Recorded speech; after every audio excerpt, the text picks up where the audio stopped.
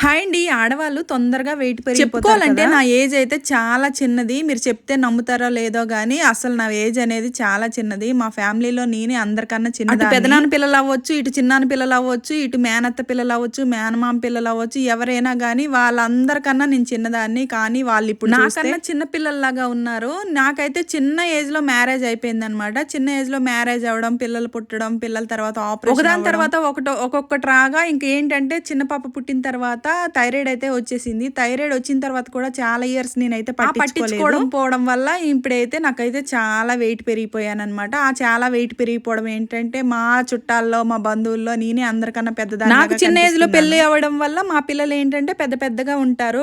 College school చదవడం వల్ల ఏంటంటే వాళ్ళ పిల్లలు ఏంటంటే చిన్న పిల్లలుగా కనిపిస్తారు. దాని వల్ల ఏంటంటే నేనే ఒక ఆంటీ లాగా ఎంత ఏజ్ తక్కువ ఉన్నా ఇలా లావుగుంటే పెద్దవాళ్ళలాగే కనిపిస్తాము. ఈ రోజు డైట్ లోకి వచ్చేసి రాగి సంగటి కొబ్బరి పచ్చడి అయితే చేశాను. కొబ్బరి పచ్చడిలో పల్లీలు వేయకుండా శనగపప్పు వేసుకొని నువ్వుల నూనె అయితే నేను నువ్వుల నూనె కదా అనేసి ఎక్కువ వాడకుండా కొంచెం ఆయిల్ వేసుకొని ఇలా కొబ్బరి పచ్చడి అయితే చేసుకున్నాను. వీడియో నచ్చినట్టయితే లైక్ చేసి షేర్ చేసి సబ్స్క్రైబ్ చేసుకోండి. మళ్ళీ కలుసుకుందాం. Bye bye.